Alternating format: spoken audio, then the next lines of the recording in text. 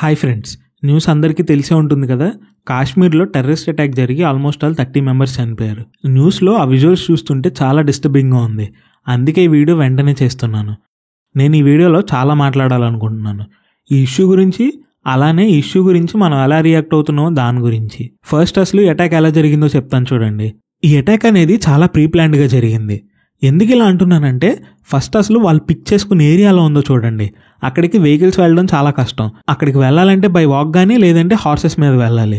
So ఇలాంటి ఏరియాలో attack చేస్తే ఇన్ఫర్మేషన్ పాస్ అవ్వడం చాలా కష్టంగా ఉంటుంది. అలానే చుట్టూ ఫారెస్ట్ అండ్ మౌంటైన్స్ ఉంటాయి కాబట్టి వాళ్ళకి అటాక్ చేయడం చాలా ఈజీగా ఉంటుంది. అయితే ఈ అటాక్ జరగడానికి రీజన్స్ చాలా ఉన్నాయని చెప్తున్నారు. ఈ అటాక్ చేసిన వాళ్ళు బ్లైండ్గా కనిపించిన వాళ్ళందరినీ కాల్చేయలేదు, వాళ్ళ రిలీజన్ ఏంటో తెలుసుకుని మరీ చంపారంట. అయితే కొంతమందిని వాళ్ళ ప్యాంట్ దించి వాళ్ళు హిందువో ముస్లిమో తెలుసుకుని మరీ చంపారంట. అసలు ఈ విషయం తెలియగానే నా రక్తం అయితే ఉడికిపోయింది. అయితే కేవలం రిలీజియస్ రీజన్స్ మాత్రమే కాదు, ఈ అటాక్ జరగడానికి వెనకాల చాలా పెద్ద రీజన్స్ ఉన్నాయి. ఎందుకంటే రీసెంట్గా పాకిస్తాన్ ఆర్మీ చీఫ్ ఆసిఫ్ మున్నీర్ ఎలాంటి కామెంట్స్ చేశాడో మనందరం చూసాం.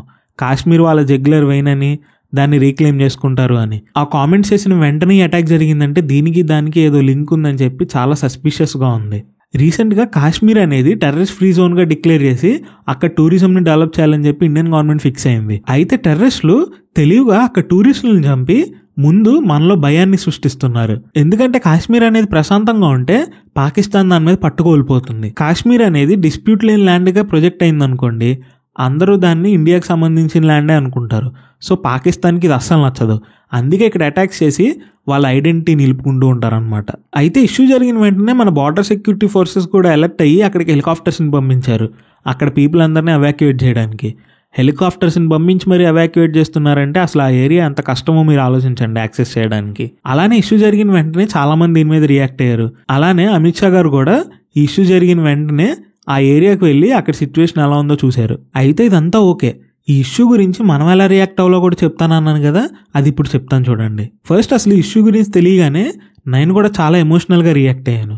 సోషల్ మీడియాలో కొన్ని పోస్టుల కింద కామెంట్స్ చూస్తున్నా కూడా జనాలందరూ ఎలా రియాక్ట్ అవుతున్నారో నాకు అర్థమైంది. దీన్ని ఒక రిలీజియస్ ఇష్యూ లాగా ప్రొజెక్ట్ చేస్తున్నారు. నేను ఎప్పుడు చెప్తాను కదా, మనం ఎప్పుడైతే ఎమోషనల్గా ట్రిగ్గర్ అవుతామో మనం ఆలోచించడం మానేస్తాం. సో ఇష్యూ గురించి కొంచెం ప్రాక్టికల్గా రీసెర్చ్ చేశాను. నాకేమనిపించిందంటే దీన్ని మనం రిలీజియస్ ఇష్యూ లాగా చూడకూడదు. నేను ఈ మాట అంటే మీ అందరికీ కోపం వస్తుంది. అయితే నేను ఎమోషనల్ అవుతూనే కొంచెం ఈ రూట్ కాజ్ గురించి కూడా ఆలోచించాను. దీనికి రూట్ కాజ్ ఏంటంటే పాకిస్తాన్ మనల్ని చేతకానోళ్ళు అనుకుంటుంది. ఎందుకంటే వాళ్ళు పీఓకేని ఆక్యుపై చేసుకున్నా కూడా మనం ఏమీ చేయలేకపోయాం. ఇండియన్ గవర్నమెంట్ దీనికి స్ట్రాంగ్గా రిప్లై ఇవ్వాలి. ఎంత స్ట్రాంగ్గా రిప్లై ఇవ్వాలంటే ఇంటర్నేషనల్ స్టేజ్లో మనం పీఓకేని వెనక్కి తీసుకున్నా కూడా ఎవ్వరూ మనల్ని బ్లేమ్ చేయకూడదు. ఆ రేంజ్లో మన రిప్లై అనేది ఉండాలి. పాకిస్తాన్ లాంటి దేశం మనల్ని భయపెడుతుందంటే మనం దీని గురించి ఆలోచించాలి. వాళ్ళు ఎంత ఈజీగా పీఓకేని ఆక్యుపై చేసేసుకుని ఉన్నారు ఎన్నాళ్ళు, మనం దాని గురించి ఏమీ చేయలేకపోతున్నాం. సో దీని గురించి ఆలోచించాలి. అసలు రూట్ కాజ్లోకి వెళ్ళి పీఓకేని వెనక్కి ఎలా తెచ్చుకోవాలో కూడా ఆలోచించాలి. ఇండియన్ గవర్నమెంట్ దీని గురించి ఆలోచిస్తుంది అనుకుంటున్నాను. ఎందుకంటే ఇప్పటికే చాలా లేట్ అయింది. ఇండియా పవర్ ఏంటో ఇంటర్నేషనల్గా చూపించాల్సిందే. నేను ఆల్రెడీ పీఓకేని ఇండియా ఎందుకు వెనక్కి తెచ్చుకోలేకపోతుందో ఒక వీడియో రికార్డ్ చేసి ఉంచాను. ఆ వీడియో ఇవాళకి షెడ్యూల్ చేశాను. కానీ ఇష్యూ జరిగింది కదా, దీని గురించి మీతో కొంచెం మాట్లాడదామని చెప్పి వీడియో చేస్తున్నాను. ఆ వీడియోని సండేకి పోస్ట్పోన్ చేస్తున్నాను. మీకు ఇంట్రెస్ట్ ఉంటే ఛానల్ని సబ్స్క్రైబ్ చేసుకుని ఉంచండి. ఇలా ఎన్నో వీడియోస్తో మీ ముందుకు వస్తాను. Thank you. జై హింద్. Bye bye.